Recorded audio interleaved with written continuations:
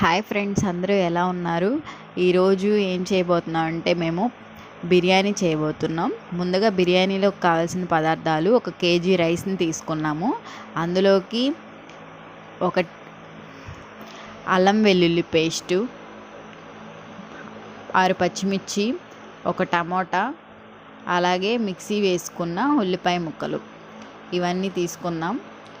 అందులోకి సరిపడా చెక్క మరియు కొత్తిమీర, పుదీనా, చెక్క దినుసులు మొత్తం కలిపి ఉన్న ప్యాకెట్టు కేజీ రైస్కి సరిపడినంత తీసుకుందాం. అలాగే 1/2 లీటర్ పాలను కూడా తీసుకుందాం.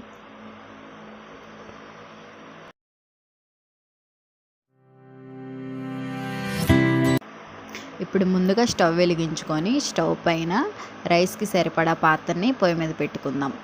ఇప్పుడు ఆ పాత్ర వేడెక్కిన తర్వాత అందులోకి 8 గంటలు సన్ఫ్లవర్ ఆయిల్ని యూజ్ చేస్తున్నాం. 8 గంటలు సన్ఫ్లవర్ ఆయిల్ని పోసుకుందాం.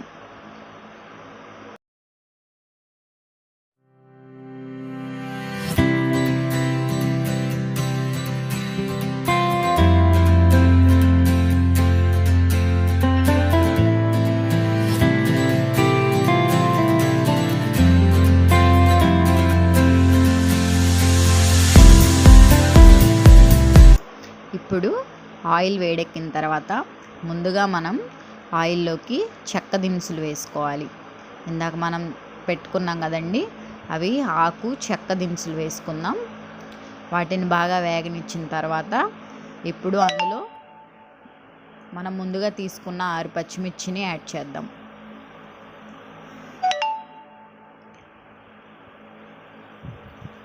పచ్చిమిర్చిని యాడ్ చేసిన తర్వాత వాటిని కూడా వేయించుకొని ఇప్పుడు అందులోకి ముందుగా మనం పేస్ట్ చేసుకున్న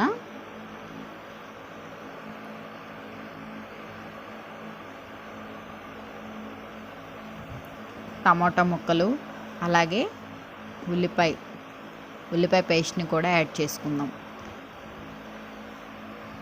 ఇప్పుడు వీటిని బాగా మిక్స్ చేసుకుందాం.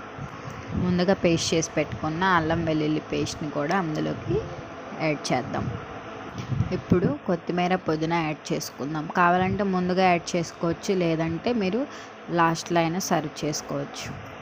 బాగా ఎర్రగా యాగనిచ్చిన తర్వాత అందులోకి 1/2 లీటర్ పాలని యాడ్ చేసుకుందాం.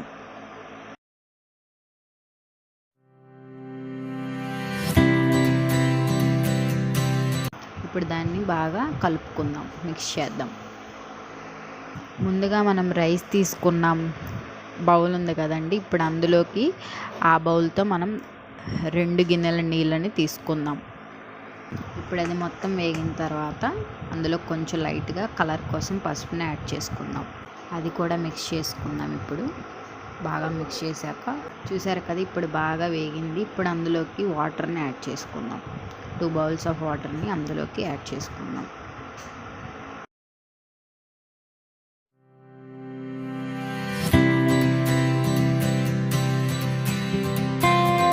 ఇప్పుడు రైస్కి సరిపడా ఉప్పు తగినంతనే యాడ్ చేసుకుందాం. ఇప్పుడు మూత పెట్టేద్దాం. చూసారు కదా, ఇప్పుడు నీళ్ళు ఎలా తెరులుతున్నాయో, ఇలా తెరులుతున్నప్పుడు మనం అందులోకి రైస్ని యాడ్ చేసుకోవాలి.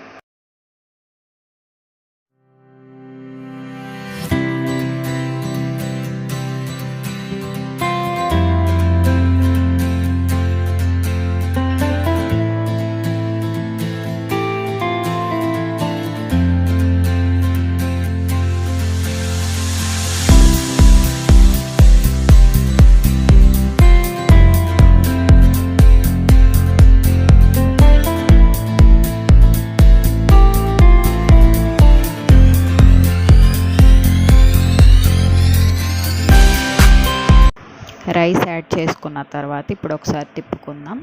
తిప్పుకొని దానిపైన మూత పెడదాం.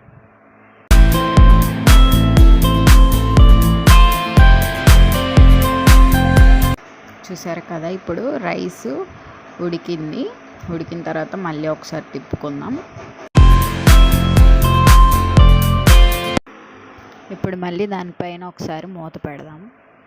చూసారు కదా, ఫైనల్లీ రైస్ అయితే ఉడికింది. మీరైతే మన ఛానల్ సబ్స్క్రైబ్ చేసుకోవడం మర్చిపోకండి. నాకైతే నోరు ఊరిపోతుంది. ఈజీగా రెడీ అయిపోయింది, గుమగుమలాడిపోతుంది.